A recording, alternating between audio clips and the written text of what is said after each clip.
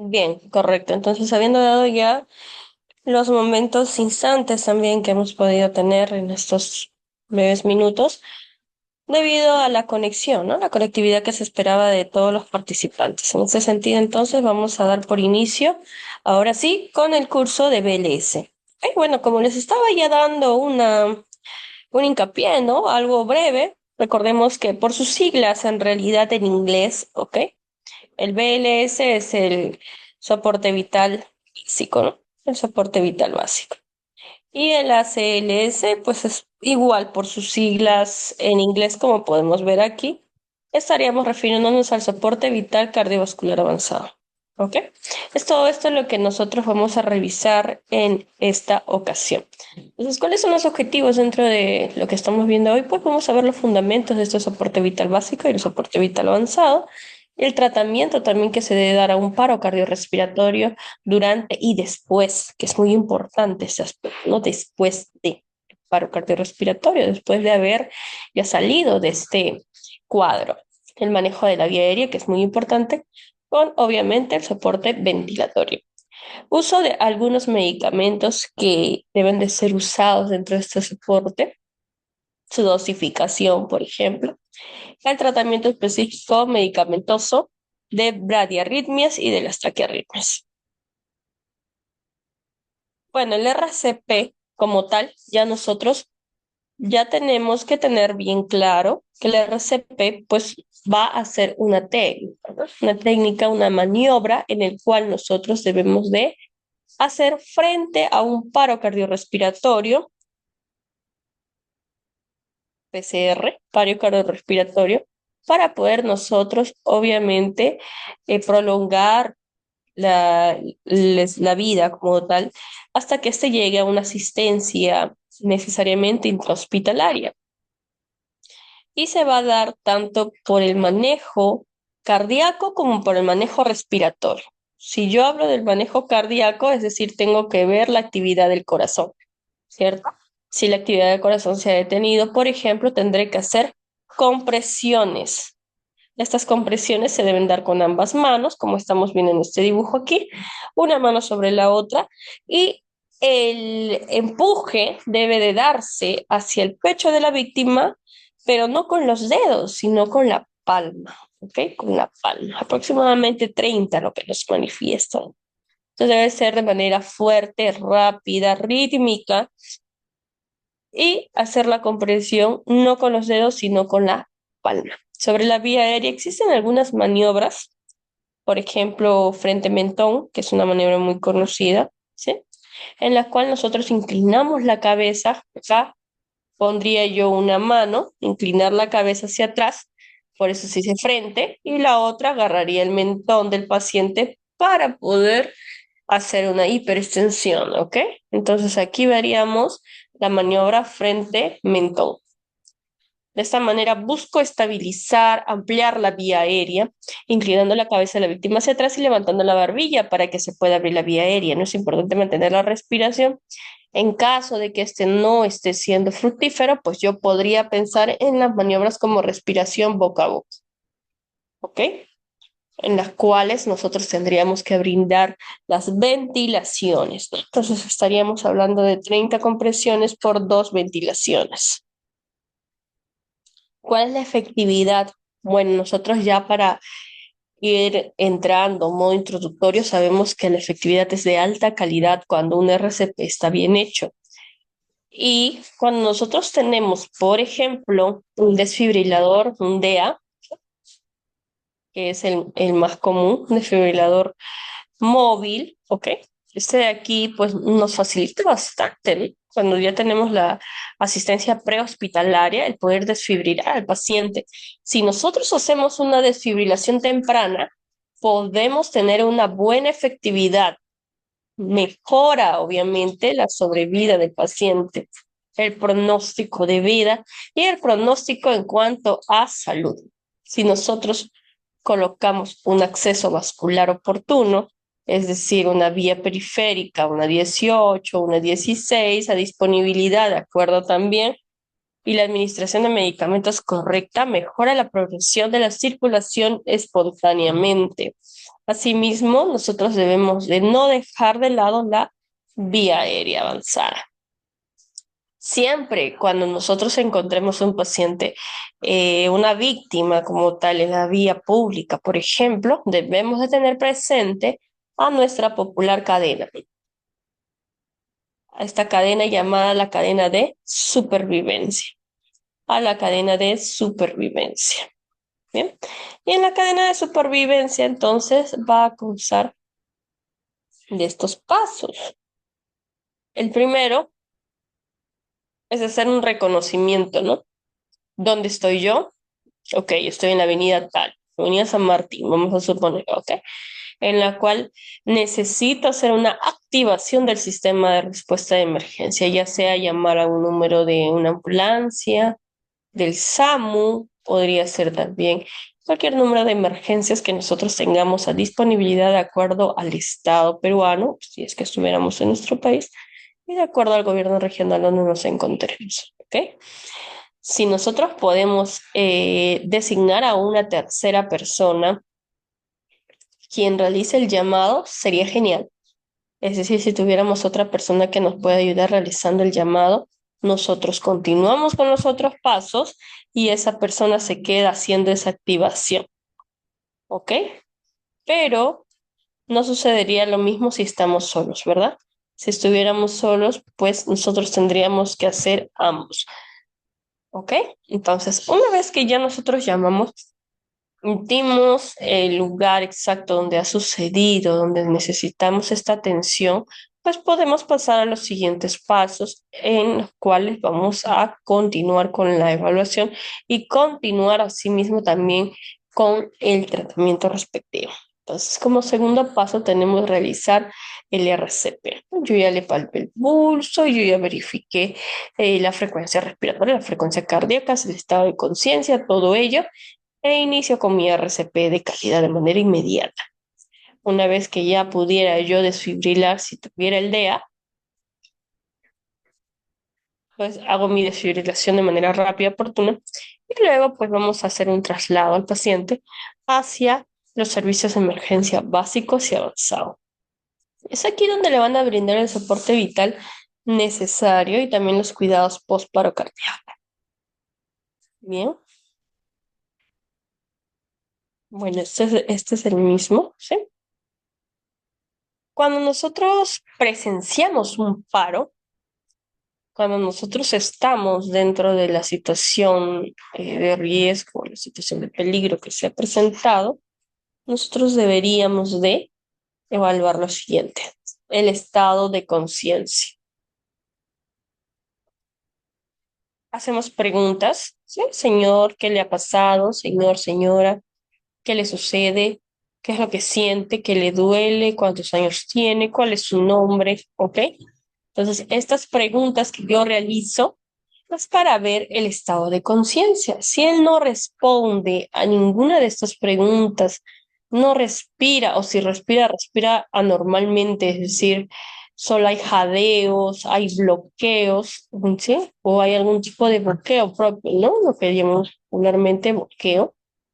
Si hubiera cualquiera de estos, yo debo empezar a realizar mi cadena de supervivencia. Es decir, empezaré con lo primero, que es activar el sistema de respuesta de emergencias, llamados a los sistemas de emergencia. Luego empiezo con el inicio del RCP, con las compresiones que ya habíamos mencionado, ¿sí?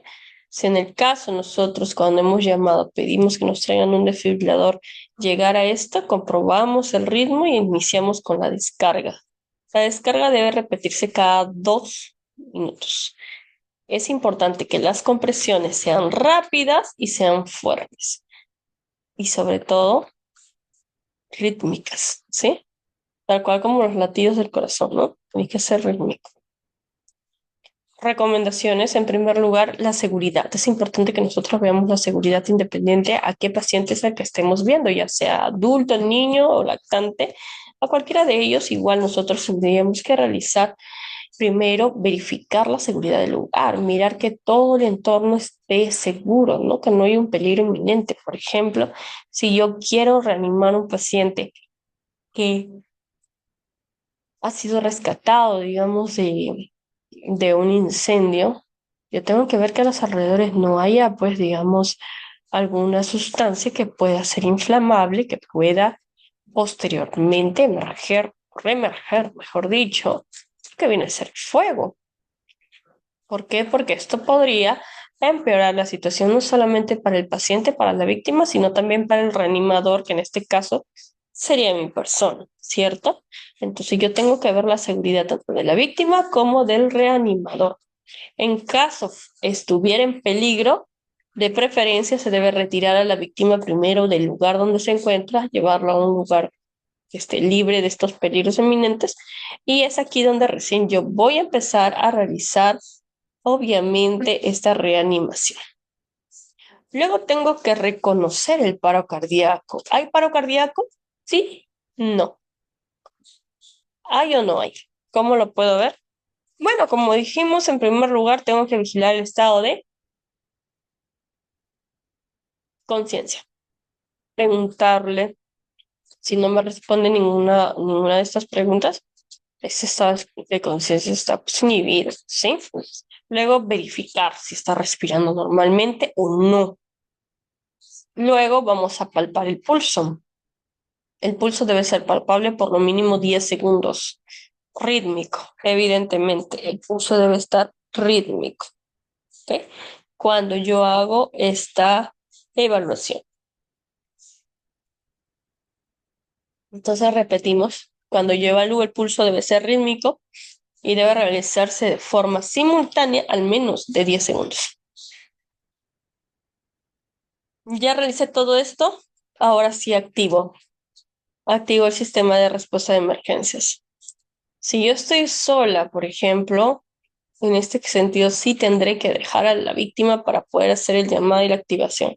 Pero si estuviera otra persona, puedo designar a esta persona a que realice ese llamado mientras yo inicio de manera inmediata con el RCP. ¿Ok? Bien.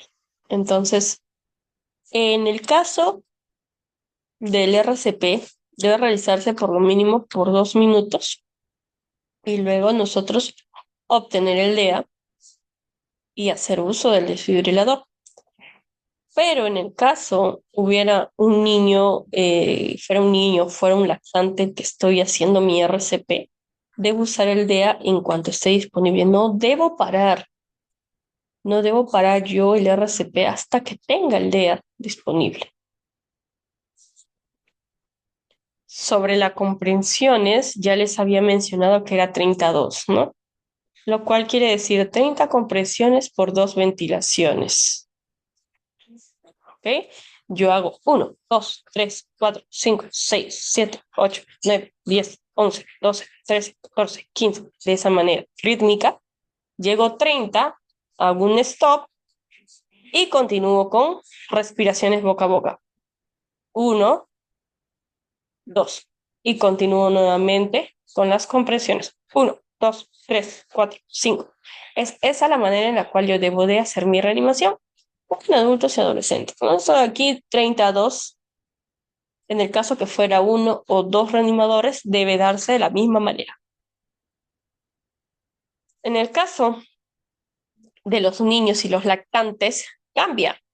Únicamente cuando tengo más de una persona que me apoye en la reanimación. Si estoy sola, uso la misma técnica 32. Si estoy solo o sola. Pero si hay 2 reanimadores, es decir, ahí se encuentra conmigo otra persona que conoce del tema, que está capacitada, que conoce de ello y está dispuesta a apoyarme, entonces haríamos 15-2. 15 compresiones, 2 respiraciones. ¿Ok? En total, hablando de minutos,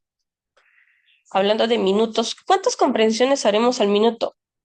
Bueno, aproximadamente estaríamos haciendo de 100 hasta 120 compresiones por minuto. Y en el caso de las respiraciones, estamos hablando de 10 ventilaciones por minuto aproximadamente. Aquí está, 100 a 120. ¿Sí? ¿Cuál es la profundidad? ¿Hasta dónde tengo yo? Digamos, este es eh, vamos a poner el paciente, ¿sí? ¿Ok? Y vamos a agarrar otro color. Estas son mis manitas, ¿ok? ¿Hasta qué profundidad yo debo llegar? Esa es la pregunta, ¿no? Bueno, la profundidad es aproximadamente de 5 centímetros. 5 centímetros hacia adentro del tórax, 5 centímetros. Si hablaríamos de pulgadas, estaríamos hablando de 2 pulgadas, ¿ok? Es en adulto. En niños estamos hablando de que todo el diámetro nosotros dividiríamos imaginariamente en 3 tercios y únicamente 1 tercio es lo que debería ser de profundidad, que es un aproximado a 5 centímetros o 2 pulgadas. En el lactante, de la misma manera, pero en este caso, al dividir 1 tercio, como su dorso es más pequeño, más delgado, por ende menos ancho, entonces lo que nosotros vamos a encontrarnos con este tercio no es lo mismo que el tercio de niños o púberes. Entonces, este tercio me está representando 4 centímetros o alrededor de 1,5 pulgadas aproximadamente de profundidad. Luego colocamos, vemos la colocación de las manos, ¿no? Nosotros tenemos que recordar aquí al esternón, ¿no? El esternón tiene su manubrio esternal. Este es el ángulo, ¿no? El ángulo de Luis, el ángulo. Este es su cuerpo, pénices y folios. ¿Sí? Vamos a dividir en 2 mitades imaginariamente. Y esta segunda mitad inferior es aquí a esta altura donde yo debo colocar las manos. ¿Ok? Entonces, coloco las manos solo en esta altura, aproximadamente la mitad inferior del esternón. En el caso de los adultos, se usa la mano completa. Como ya habíamos dicho, se coloca una mano encima de la otra. Pero en el caso de los niños no es lo mismo, ¿sí? En el caso de los niños podemos usar solamente una mano, por ejemplo, si es que es muy pequeño, y de la misma manera nos vamos a guiar a la mitad inferior del esternón. Pero en el caso de los lactantes se usan los dedos, sobre todo los pulgares, ¿no? Este es el dorso del bebé, del lactante, y pues mi pulgar estaría aquí y el resto de mis dedos hacia atrás. Mi pulgar estaría aquí y el resto de los dedos hacia atrás. ¿Sí? Entonces, de esta manera, yo voy a buscar justamente realizar como un abrazo con mi mano, ¿no? Para lo que viene a ser el pechito del bebé. La descompresión torácica debe ser completa después de cada compresión. Yo no puedo ir de profundidad hasta ahí y solamente regresar ahí, ¿sí? Debe ser, este es el dorso, voy la profundidad, regresa, voy la profundidad y regresa. Es lo correcto que debería yo de ver. Y debo limitar cualquier tipo de interrupción cuando yo empiezo las compresiones. Por eso decíamos que las compresiones deben ser rítmicas.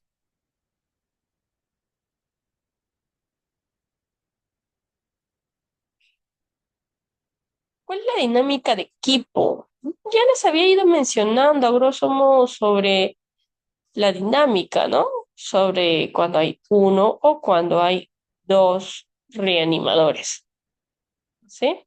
Entonces, la dinámica de equipo en una reanimación cardiopulmonar es muy importante. ¿Por qué? Porque siempre cuando hay más de un reanimador, las acciones tienen que ser compartidas y debe existir una persona que lidere este equipo. Se llama un líder, ¿no? El cual va a supervisar las actuaciones de las otras personas y también tiene que asesorar al equipo. Tiene que ver el cuidado integral del paciente cuando realicen el RCP. Diferente a que solo sea un reanimador, porque cuando uno es solo un reanimador, pues el ritmo de las compresiones y de las ventilaciones las llevamos juntos. Pero cuando es un equipo, el ritmo tiene que coordinarse entre todo el grupo, entre todo el equipo de reanimadores, ya sean dos a más personas. Es importante que cuando nosotros estemos en equipo, entonces, podamos dar mensajes cortos y claros, ¿no? Ventile, ¿sí? Por ejemplo, en el RN. Ventila 2-3, ventila 2-3, ventila 2-3, ¿sí? Los mensajes están siendo claros porque estos tienen un organigrama ya como tal, un flujograma como tal, ¿ok? Yo no puedo alterar esto. Entonces, si nosotros nos vamos a pasar, digamos, a adrenalina o a cualquier otro, tiene que ser de acuerdo a estos flujogramas. La responsabilidad de las funciones deben de ser claras, conocer las limitaciones de cada uno de los integrantes del equipo y la intervención. ¿Cómo debería ubicar entonces si tengo más personas? ¿Ok? Si somos todo un equipo y queremos pues organizarnos. Bien, entonces el líder debería estar de preferencia, debería estar frente al paciente, ubicado a la altura de los pies, para poder observar de esta manera todo el cuerpo del paciente. El integrante que va a proporcionar la vía aérea, que se va a encargar de la respiración boca a boca o de intubar, de hacer cualquier tipo de maniobra necesaria para la vía aérea, debe colocarse aquí, al lado de la cabeza. Por la cercanía, por supuesto, por la cercanía. Hacia el lado izquierdo del paciente debe colocarse a aquel profesional, persona encargada de la medicación. ¿Por qué? Porque se prefiere que las vías periféricas, catéter venoso periférico, ¿sí? Lo coloquen en el brazo izquierdo, ¿sí? Lo coloquen en el brazo izquierdo. Entonces, esto obviamente por la cercanía hacia el corazón. Y podamos nosotros realizar una cateterización de manera rápida y oportuna y pueda esta persona hacer la medicación respectiva y rápida. Entonces, si al lado derecho del paciente debe ubicarse aquel elemento, aquel profesional que se va a encargar de realizar las compresiones. Por supuesto que va a haber una persona encargada de la desfibrilación, pero si no la hubiera, la misma persona de las compresiones asumiría la desfibrilación, si no lo hubiera. ¿Ok? El líder puede también asumir otras em, situaciones o responsabilidades del equipo cuando algunos de estos se acentúen o cuando algunos de estos no, no esté dentro del equipo en el momento indicado, como por ejemplo el registro, ya que el líder está haciendo la observación, pero el líder también empieza a observar, ¿no? Empieza a preguntar cómo va la frecuencia cardíaca, cuánto tiene, quién está midiendo, pues ok, me dirá, ¿no? Tengo 60, ok, o tengo 20. Entonces yo indicaré más compresiones, continúen con compresiones. Empecemos con desfibrilador. Sí, eso es lo que va a hacer el líder, va a guiar como tal, va a guiar como todo líder de actualidad. Y pues entonces está haciendo una observación. Por eso es que para el líder es muy fácil hacer la observación y el registro en el caso de que hubiera una ausencia de personal aquí. Vamos con el manejo de la vía respiratoria, entonces, que era lo de la parte de cabecera, ¿no? De la cabecera. Ok, entonces, principal función cuando hay un paro respiratorio. ¿Y cómo yo sé si hay un paro respiratorio? Parada, no hay, ¿sí? No hay en ese momento la respiración, ¿sí? Yo controlo la frecuencia respiratoria y no hay. Entonces, en ese caso, lo único, pues nosotros tenemos que mantener esa respiración boca a boca, por ejemplo. Algo curioso que agregar aquí, ¿sí? Es que el paro como tal puede ser cardíaco cuando hay ausencia de frecuencia cardíaca, es decir, del pulso, pero hay presencia de frecuencia respiratoria. También puede ser paro respiratorio cuando sí hay frecuencia cardíaca y no hay frecuencia respiratoria, paro cardíaco. Y paro cardiorrespiratorio cuando no hay frecuencia cardíaca, no hay frecuencia respiratoria. ¿Ok? Entonces, por eso aquí en el paro respiratorio sí hay pulso. ¿Qué es lo que no hay en el paro respiratorio?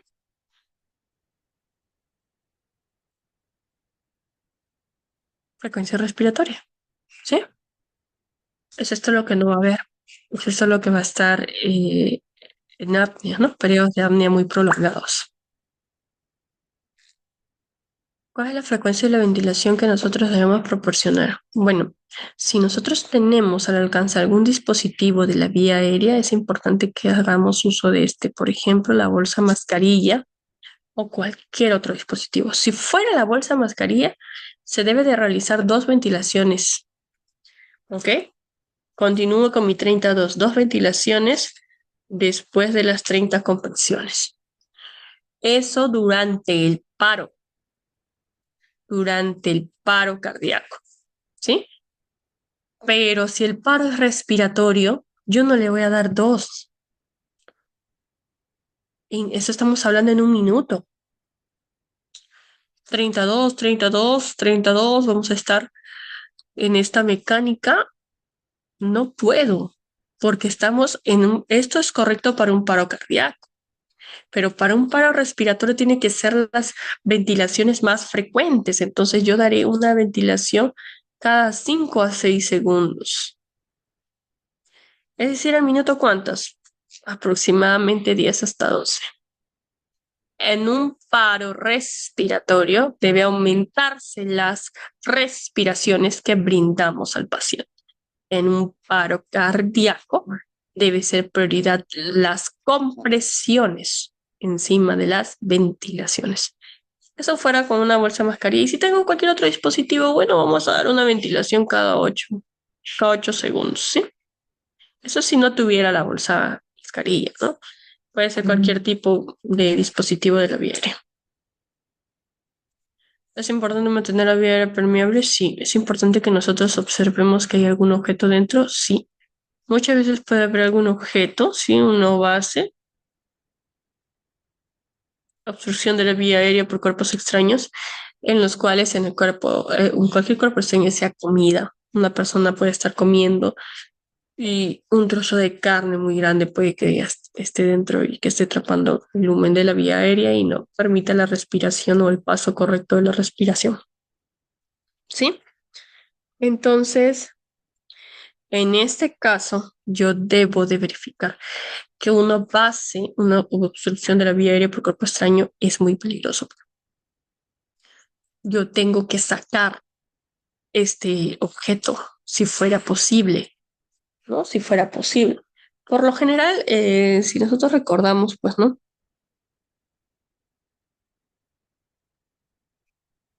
A nivel ya esofágico, muchas veces la persona se llega a atragantar de esta manera o pasándose a la tráquea también directamente. Pero aquí está el objeto, ¿no? El pedazo de carne, por ejemplo, y no permite que pase el oxígeno, el aire, no permite que pase el aire. Entonces, es ahí cuando al disminuir, obviamente, la oxigenación, pues todo el cuerpo va a mantenerse con una hipoxemia. Va a bajar esa saturación, se va a tornar de color azulado la piel, por ejemplo, lo cual se denomina cianosis. ¿Ok? Entonces, yo puedo hacer ciertas maniobras, como la maniobra frente-mentón. Ok, ok, ok. Esta de acá es la maniobra frente-mentón. Una mano en la frente, una mano en el mentón, así. Frente-mentón. Con la mano en la frente yo llevo la cabeza hacia atrás, con la mano en el mentón hago una extensión del cuello para poder mejorar la ventilación. También puedo usar ambas manitos, como estoy haciéndolo acá, para observar aquí si es que hay algún objeto dentro de la boca, como de la cavidad bucal, ¿no? Puedo hacer una abertura de la cavidad bucal para poder observar si es que hay algún objeto aquí. ¿Podemos colocar bolsas mascarillas? Sí, esto es mediante un ambú, ¿sí? El FIO 2 que va a proporcionar es muy bueno. En realidad nos puede proporcionar hasta 100, en el caso de 100%, un reservorio de 600 mililitros. Y también vemos las cánulas, ¿no? Las populares cánulas. Vamos a ver, por ejemplo, aquí a las cánulas nasofaringe, que se miden desde la nariz hasta aproximadamente la faringe para poder nosotros, un ratito voy a dejar de compartir esta pantalla porque justamente para el curso preparé aquí un video corto, ¿sí? En donde vamos a ver justamente esta colocación y lo voy a compartir mediante pantalla para que ustedes también lo puedan observar, ¿sí? Sí, ok,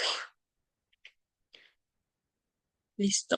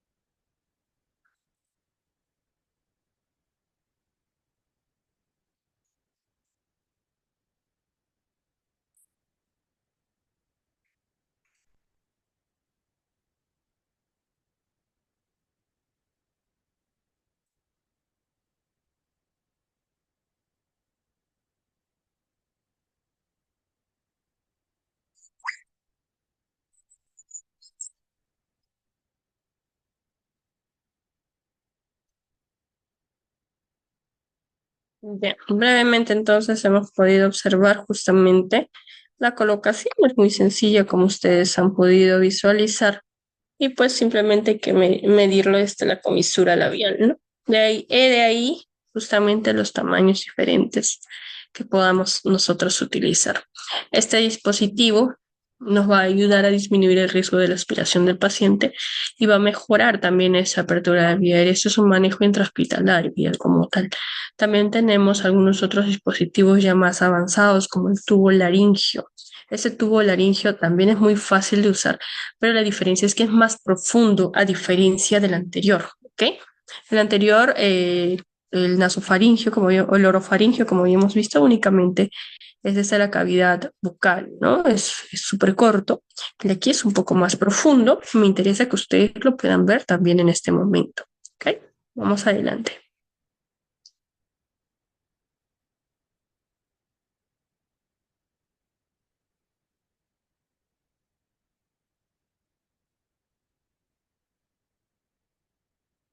Aquí vemos la instalación, estamos corroborando también, cargando un poco de aire dentro de lo que viene a ser la jeringa para corroborar que no haya ninguna falla en el equipo. Muchas veces el equipo también puede venir ciertamente defectuoso. Tenemos que verificar de que todo esté en correcto estado, ¿no? Entonces, si no hay ningún tipo de falla, yo recién retiro el aire porque el aire solamente se debe de inflar una vez dentro de la cavidad. Esto lo hemos hecho únicamente para poder buscar que esté correcto. Luego lubricamos, ¿no? Hay que lubricar de la misma manera que cualquier otro dispositivo, ya que al ingresar más profundo, pues puede lesionar ciertos vasos sanguíneos, capilares que puedan hacer ciertos sangrados cuando pase este roce. Entonces, insertamos el tubo, nosotros es abriendo la vía aérea y vamos insertando, ¿no? Tenemos que ir abriendo la comisura labial para insertar el tubo de esta manera hasta justamente tiene ahí su propio indicador, como hemos podido ver, ¿sí? Entonces, luego recién nosotros tenemos que ingresar. Aproximadamente se recomienda de 50 hasta 60, un volumen de 55 ml aproximadamente, no de líquido, sino es suficiente colocar aire, ¿no? Como estamos viendo aquí. Ya habíamos corroborado anteriormente, así que es muy fácil de verlo esto. Entonces, ya hemos colocado, va a quedar fijo de esta manera también, fijando este dispositivo y podemos conectar ya la ventilación netamente como estamos viendo aquí. Estamos colocando la ventilación para poder incluso medir el porcentaje de fío que le estamos dando al paciente. Es muy fácil también, sí. Es importante que nosotros podamos también por este dispositivo insertar un tubo gástrico, ¿ok? Para poder nosotros realizar cualquier tipo de limpieza, ¿no? A veces también necesitamos hacer aspiraciones, también podría ser un uso oportuno. Obviamente fijar este tubo es un paso muy importante para finalizar, para evitar también algún tipo de retiro espontáneo o de que sucediera cualquier tipo de movimiento. Si nosotros vamos a retirarlo de la misma manera, primero tendríamos que retirar el aire que habíamos colocado, ¿sí? En su totalidad. De esta manera estamos desinflando, ¿no? Y luego poder remover lentamente y retirarlo. Listo. Es así como nosotros podemos ver en esta colocación. Bien, suficiente con eso. Únicamente quería que pudiéramos verlo con mi cargador de laptop.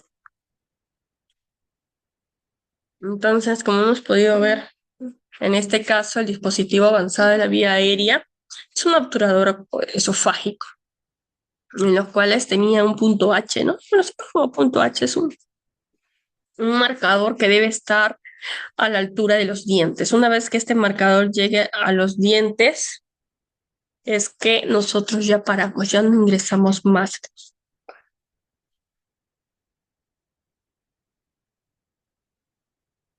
Cuando nosotros indicamos una intubación endotraqueal, bueno, nosotros indicamos esa intubación endotraqueal cuando hay una inhabilidad de proveer la ventilación adecuada con bolsa de mascarilla. A veces el paciente ya incluso ha perdido totalmente la conciencia, ¿sí?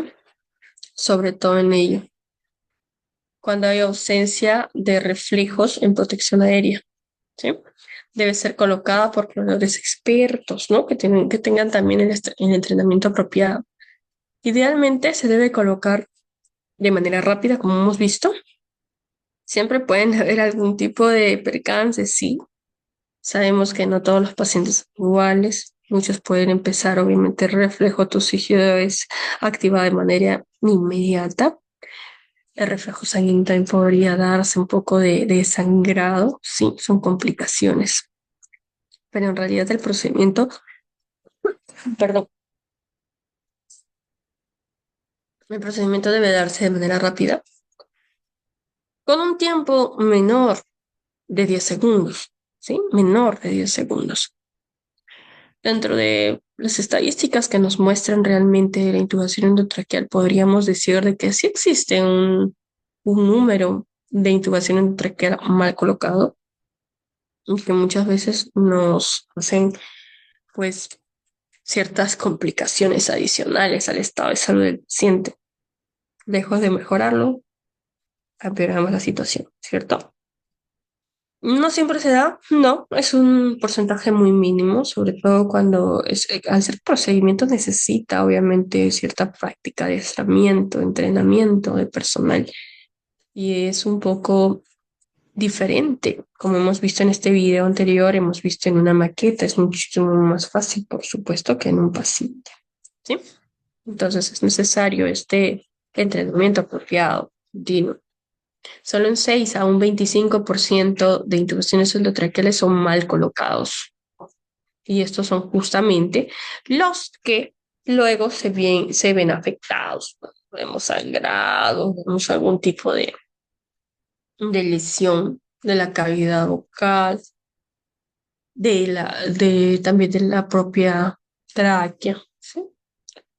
Recordemos que la tráquea, pues, son niños cartilaginosos, pero en realidad no es hueso, ¿no? Es cartilaginoso, entonces podemos lesionarlo muy fácilmente, sí, lesionar sus vasos sanguíneos, sus arterias que la irrigan, los propios nervios que están inervando a la tráquea también podría ser lesionados, ¿no? Entonces hay que tener cierto cuidado dentro de ello.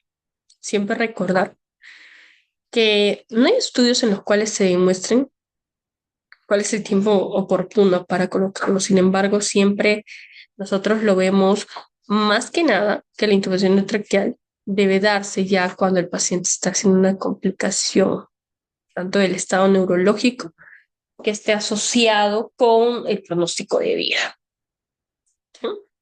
Porque recordemos que toda hipoxemia pues está haciendo daños tisulares, lo cual puede llevar a fallas multiorgánicas y por ende a la muerte. Entonces, nosotros queremos evitar ello, en realidad. Hablando del paro cardíaco, entonces vamos a ver justamente ahora todos los paros cardíacos y los ritmos de paro que deben de conocerse. ¿Sí? Me dan, por favor, unos segunditos.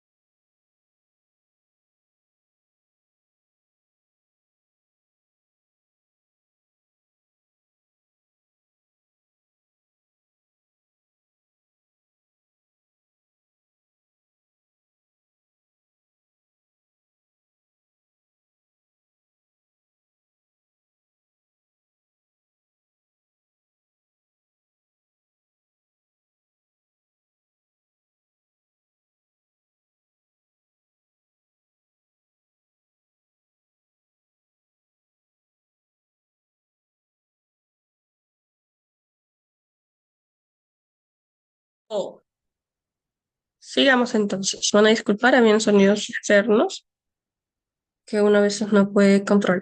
¿Sí? Bien. Entonces vamos a ver sobre justamente estos ritmos de paro. ¿Sí?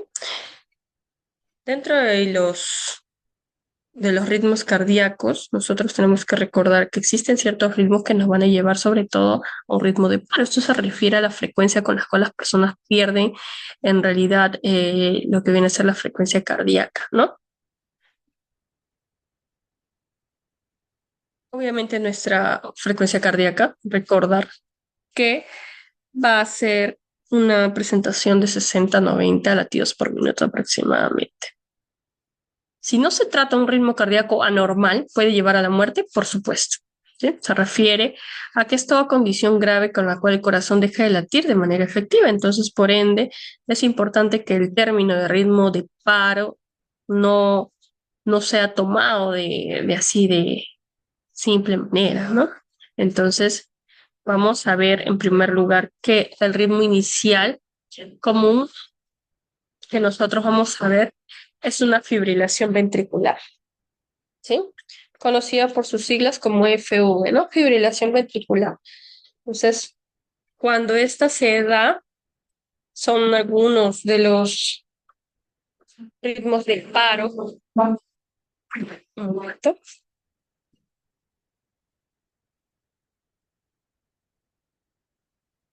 Son algunos ritmos de paro.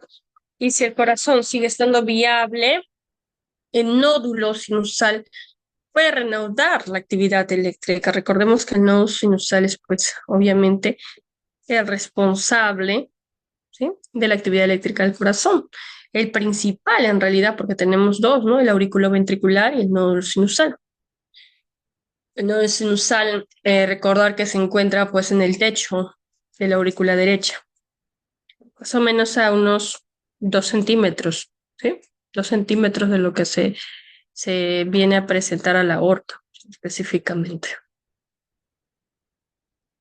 Bien, entonces este es el principal marcapaso, reconocido como el principal marcapaso del corazón, es decir, que va a llevar la actividad eléctrica, ¿sí? Entonces el corazón sigue estando viable cuando este nódulo sinusal lo está haciendo. Entonces, si nosotros vemos, uy, no me deja dibujar. No, esto no. Bueno, ¿sí? Acá tendríamos nuestro nódulo sinusal y acá el nódulo auriculoventricular, ¿no? El impulso viajaría, ¿sí?, de esta manera para poder hacer justamente esta actividad eléctrica del corazón. ¿Ok? Entonces, las probabilidades de fibrilación deben de darse. Cuando una fibrilación ventricular se deteriora, esto se denomina asistolia. ¿Qué pasa con la probabilidad de supervivencia, ¿no? Luego de este tipo de fibrilación ventricular? Personas que reciben RCP, un 21% tienen probabilidad de supervivencia. Sin RCP, solo un 5%. Existen los populares 4 ritmos de paro: la fibrilación ventricular, la taquicardia ventricular sin pulso, la actividad eléctrica sin pulso y la sistolia. Estos dos están de diferente color aquí porque son los únicos dos que se podrían desfibrilar. Estos de aquí no deberían desfibrilarse. Siempre que nosotros estemos frente a un paro cardíaco o una arritmia o cualquier tipo de estas situaciones cardíacas anómalas, debemos de preguntarnos lo siguiente. La frecuencia. La frecuencia de los latidos por minutos que tiene el paciente es rápido, es lento, es decir, está en taquicardia, está en bradicardia. El ritmo, ¿es rítmico o es arrítmico? El complejo QRS, vemos qué tan ancho es, ¿no? Si es muy ancho o si es muy estrecho. Si es monomórfico o polimórfico. Por ejemplo, aquí dice, no es desfibrilable. Esto es desfibrilable. Estamos viendo frente a lo que viene a ser un papel de EKG. Diríamos que sí.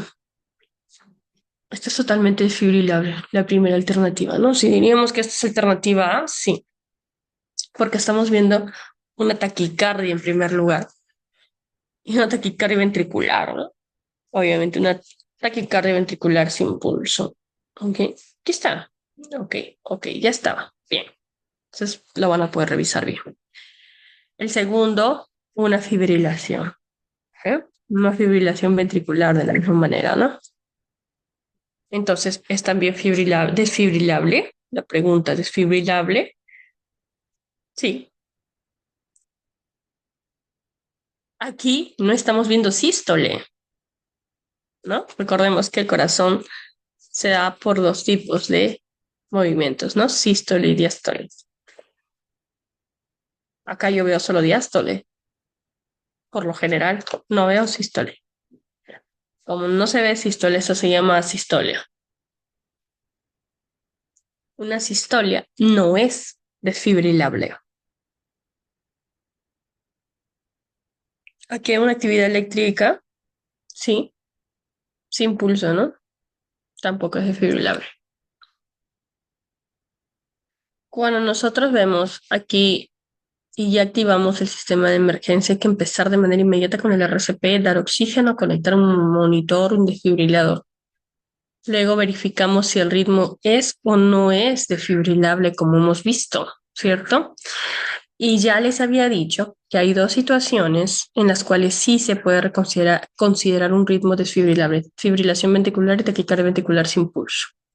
Y no asistolia y actividad eléctrica sin pulso.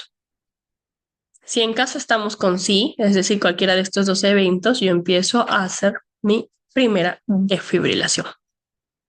Y luego veo con el RCP, 2 minutos, ¿no? Puedo dar un acceso endovenoso también. Y luego vuelvo a ver lo que viene a ser el monitor. Veo la actividad eléctrica y digo, ¿ese ritmo es desfibrilable? Si es sí, vuelvo a dar otra descarga. Pero si la respuesta es no, ya no es desfibrilable, es decir, ahora se ha puesto una sistol, una actividad eléctrica sin pulso, yo únicamente puedo seguir comprobando el pulso, dar cuidados posparo, ¿sí? Y administración de otros medicamentos.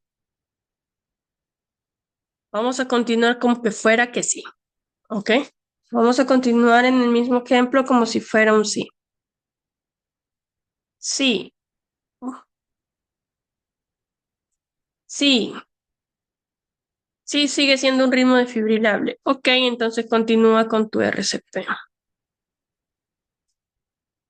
Continúa con tu RCP.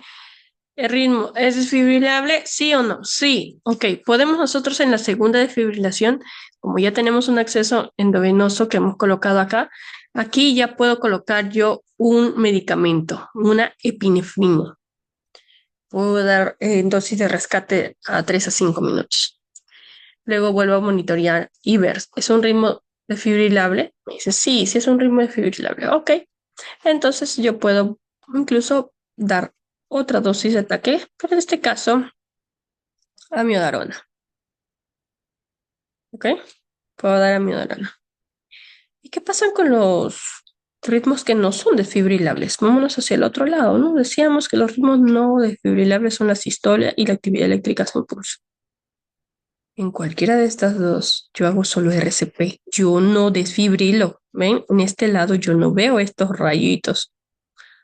Los rayitos serán hacia el otro lado. Aquí no hay. Aquí solo puedo continuar dando RCP cada 2 minutos. Puedo colocar un acceso endovenoso, sí. Puedo colocar epinefrina también. Y esto sería ya suficiente, ¿no? Podría yo colocar algún tipo de vía aérea si es necesario. Pero nada más. ¿Ok? Luego decimos, ¿ritmo desfibrilable? Sí.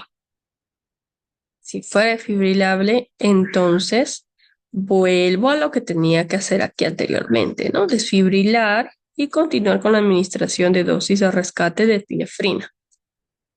Pero si ya no es desfibrilable, yo solamente le voy a continuar dando RCP cada 2 minutos, dándole RCP 2 minutos más, perdón, y tratar las causas reversibles. Siempre hay que evaluar esas causas reversibles, porque no solamente es tratar el paro cardiorrespiratorio que tenemos. Tenemos que ver cuáles son sus causas y si hay una causa y la podemos nosotros eliminar, tratar, es importante que eso lo hagamos. Entonces aquí tenemos, por ejemplo, una hipovolemia. ¿Ok? O hacer una hipoxia. Podemos ver que también hay una acidosis. Estas son causas. Hipocalemia o lo contrario, una hipercalemia. Hipotermia, neumotoracotección, taponamiento cardíaco, toxinas, trombosis pulmonar y coronarias. Este es otro gráfico. Este es otro gráfico que nos está mostrando también como un algoritmo de la activación del sistema de emergencias y el inicio del RCP. Y como ya dijimos, hay que corroborar con el RCP cada 2 minutos. Y en conclusión, así como vimos en el anterior, podemos nosotros solo hacer una descarga, es decir, una desfibrilación, solo si hay ritmos desfibrilables, que ya hemos conocido cuáles son: taquicardia ventricular sin pulso y fibrilación ventricular. Nada más. La sistolia no es desfibrilable, ¿ok? Entonces, continuar con el RCP, monitorear la calidad del RCP. El RCP debe ser continuo, comprobar este ritmo. Adicional a la adrenalina, de la vasopresina, también podemos buscar la atropina. Aquí justamente están los medicamentos que estábamos conversando. La amiodarona, que se coloca únicamente en la indicación de fibrilación ventricular y taquicardia ventricular sin pulso en una dosis de 300 miligramos y de 150 de 3 a 5 minutos. La lidocaína es opcional. También podemos colocar hasta 3 miligramos, ¿sí? Bueno, aquí nos indica de 1 a 1,5 miligramos, pero esto es por kilo de peso. Ah, ok, acá también nos menciona hasta 3 miligramos. Sulfato de magnesio, que es la torsada de Pointes, que vamos a colocar en de 1 a 2 gramos en 10 mililitros. ¿Cuáles serán los cuidados post-paro cardíaco? Dijimos que una vez terminado el paro cardíaco, es importante que nosotros vigilemos también el estado de salud del paciente, porque pueden haber ciertas lesiones, ¿ok? ¿Cuáles son? Existe un síndrome, denominado el síndrome post-paro cardíaco, en el cual se va a dar con daño cerebral, disfunción miocárdica, especialmente de la actividad eléctrica, la isquemia sistémica, también la respuesta a la reperfusión y persistencia de patología. Es importante que nosotros estemos vigilando que la ventilación se encuentre en óptimas condiciones, que no haga una hipoxemia, que continúe manteniendo su saturación de oxígeno mayor al 94% de COP. El uso avanzado de la vía aérea también vamos a continuar, pero es importante no hiperventilar. Si el paciente ya está a 99, 100, ya tenemos que bajar. No puedo yo ir, digamos, dejándole el 100% que continúe. Si el litraje es mucho, yo tengo que ir disminuyéndolo, ¿ok? Es importante hacer un control glucémico. Muchas veces nos podemos encontrar que post-paro se haga hipoglicemias. ¿Hay que tratar la hipotensión? Sí. Hay que ver si la presión arterial sistólica está menor a 90. Hay que dar incluso bolos endovenosos como el lactato de Ringer de 1 a 2 litros o de solución salina. También podemos colocarlo, dependiendo. Si es que fuera, por ejemplo, hipertenso, no podría colocar ello, no por más que esté hipotenso en ese momento.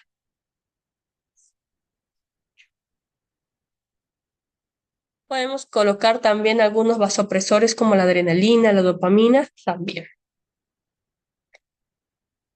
En la hipotermia terapéutica, vamos a ver que está indicado en pacientes adultos comatosos, cuando la temperatura aquí vamos a ver que desciende abismalmente hasta 32 grados, ¿no? Por un tiempo de 12 a 24 horas. Aquí ya vamos a empezar con cristaloides.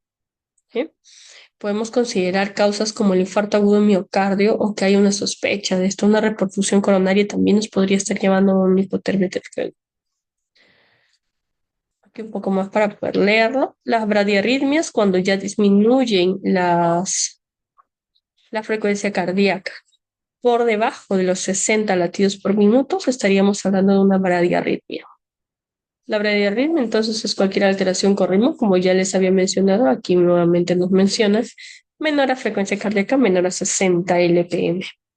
La bradicardia sintomática es cuando adicionalmente a que tiene la frecuencia cardíaca menor a 60, también tiene signos y síntomas.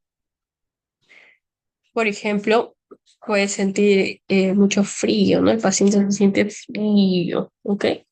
Aquí tenemos cuáles son los signos y síntomas como tal. Síntomas: mareo, aturdimiento, un síncope, El nivel de conciencia se puede reducir. Hay dolor torácico, ¿no? Hay disnea, debilidad, fatiga. En cambio, en los signos vemos una hipotensión. Lo paramos, el paciente está echado, lo ponemos de pie, baja la presión, una hipotensión ortostática. Empieza a sudar demasiado, diaforesis, congestión pulmonar. Estas son algunas bradicardias, como la bradicardia sinusal, el bloqueo auriculoventricular de primer grado, como estamos viendo acá. Este bloqueo auriculoventricular de primer grado. Son bradicardias. Este es el bloqueo, pero este es ya de segundo grado, como podemos ver. Igual, acá no segundo, pero este es de Movitz 1 y este es de Movitz 2. ¿Ok? Estos son algunos bloqueos.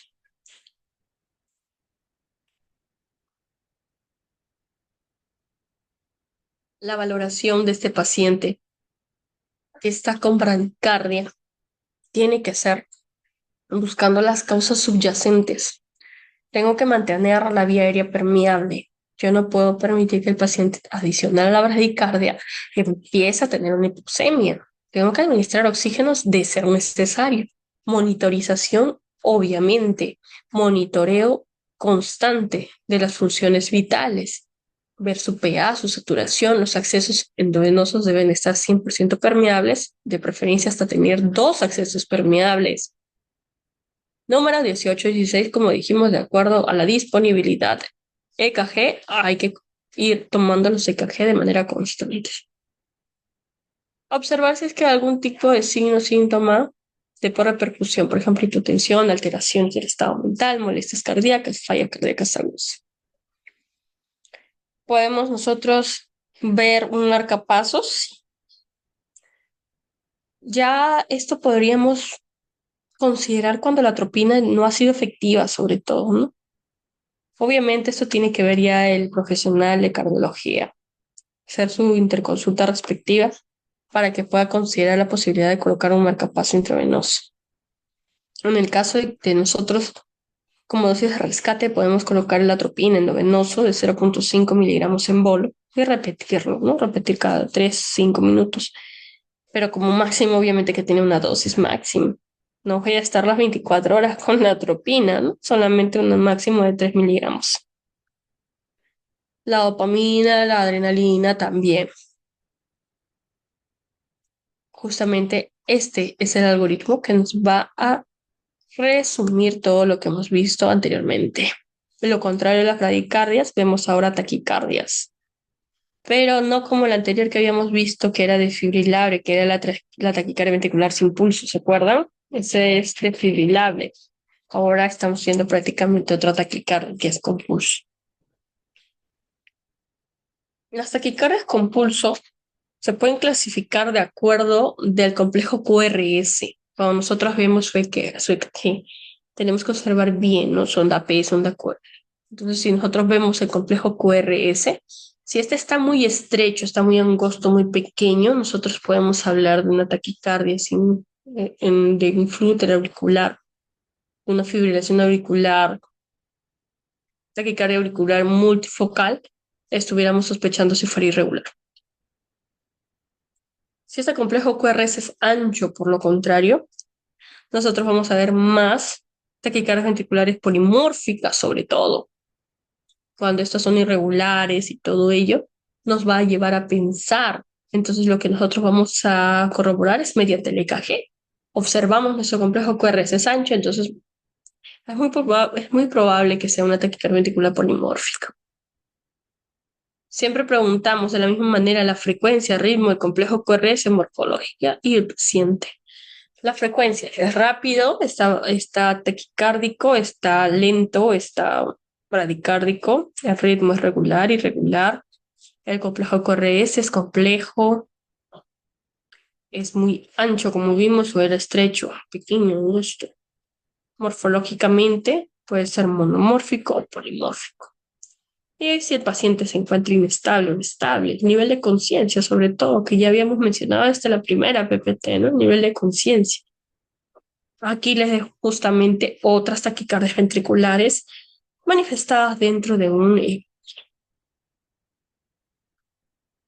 Las taquicardias con pulso entonces deben de hacerse consideración cuando ya es mayor a 150 LPM, latidos por minuto. Cuando vemos esta consideración, ya podemos nosotros considerar como una taquicardia con pulso. Identificar también las causas subyacentes, ¿no? Hay que mantener un monitoreo, al igual que una bradicardia que decíamos, con un monitoreo de la PA, un monitoreo de la frecuencia cardíaca, la frecuencia respiratoria, tomar su EKG, realmente mantener la vía aérea permeable, colocar sus vías endovenosas, catéter venoso periféricos número 18, número 16, si es posible hasta dos vías de acceso. La taquicardia puede estar con alguna causa. Puede que haya alguna causa, sí. Una hipotensión, cualquier tipo de shock, fallas cardíacas. Aquí podemos ver la cardioversión. No vamos a hacer una desfibrilación, porque está aquí cada compulso. No puedo hacer una desfibrilación, pero sí puedo hacer una cardioversión. ¿Sí? Entonces, para la cardioversión puedo considerar incluso la sedación y la adenosina, ¿no? Si en caso el complejo correoso es muy estrecho regularmente, puedo considerar la adenosina. Bien, entonces lo importante para concluir dentro de todo ello es que podamos nosotros sintetizar este adecuado manejo. Justamente es muy importante para nosotros el tratar estos cuadros de diferentes paros cardíacos, paros respiratorios y paros cardiorrespiratorios. Las maniobras que hemos visto el día de hoy, los tratamientos y los algoritmos, se los voy a proporcionar a la Secretaría Académica para que ustedes también puedan repasarlo de manera constante en su formación adecuada, ¿no? Si hubiera alguna pregunta, por favor, voy a estar atenta a lo que viene a ser el chat, también dentro de lo que viene a ser nuestra plataforma digital. Voy a ir ingresando a las plataformas digitales un momento para poder corroborar si es que hubiera alguna consulta adicional a esto.